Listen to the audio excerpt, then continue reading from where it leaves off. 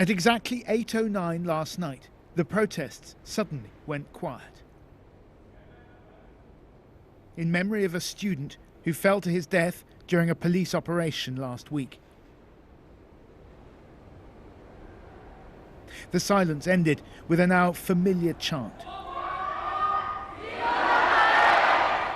Liberate Hong Kong, revolution of our time.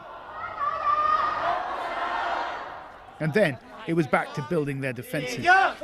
An improvised catapult is manoeuvred into position. Broken bricks provide the ammunition. At Hong Kong Polytechnic University, protesters are turning their campus into a fortress.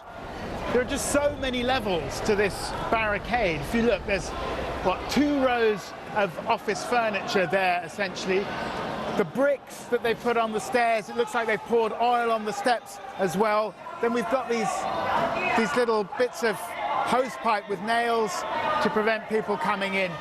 The row of umbrellas up there, which presumably is to protect against the pepper spray and tear gas.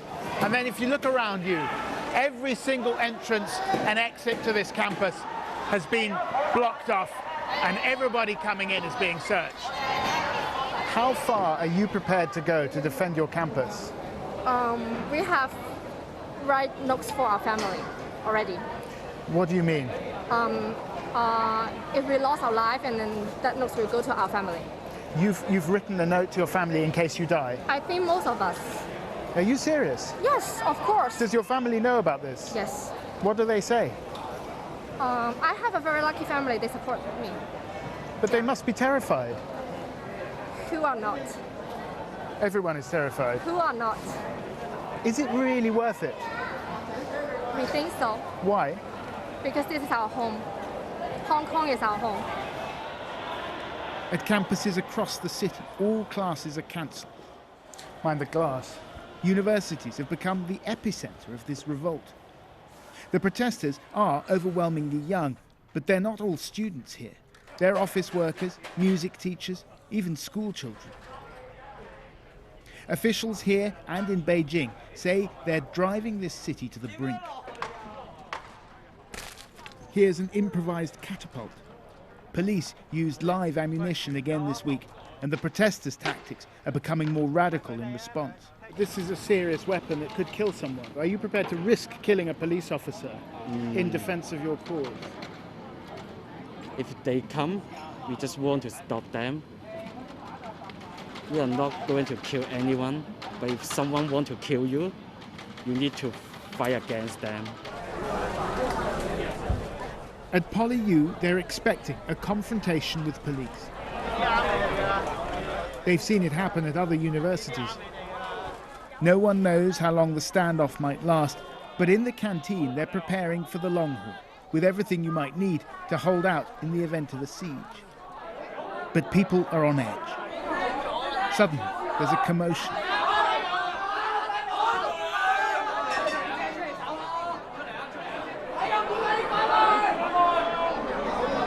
Some of the protesters have sealed off the canteen. Everyone is being frisked. Go back, go back, go back, go back. Go back. Sorry, they're just filming me. Here's what's going on. Maybe outside. Maybe it's outside interview. Sure. Sorry, It's okay, we're from the BBC. I'm sorry, I'm not here. I'm sorry. Sure. Outside. Maybe outside. Here's what's going on. They think there are 4 police infiltrators inside the canteen and they're looking for them. And tension is extremely high.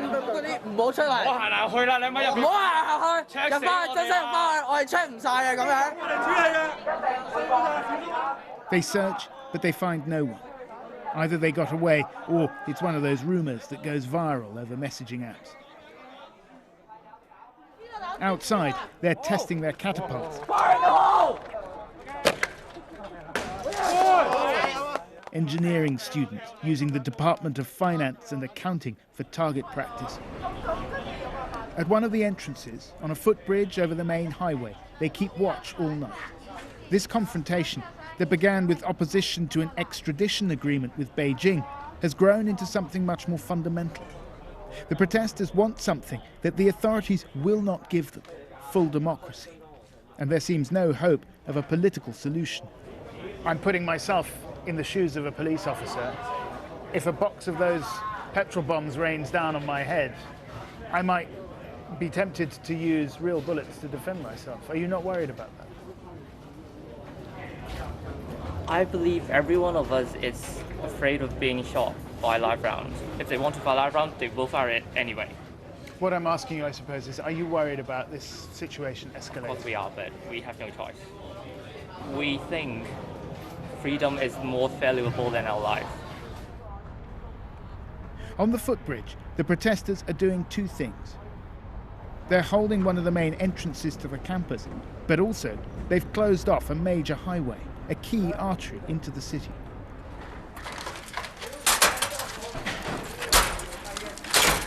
What we're seeing now is a new tactic. Smashing toll booths, trying to paralyse the city, to enforce a general strike. Why are you trying to stop the cars? Because maybe the police cars will come. Right. Are you also trying to stop people from getting to work in the city? Yeah, You are. Why? because we are forcing everyone to participate. For the second night running, the protesters are waiting for the police and for a fight in which they know they're the underdog.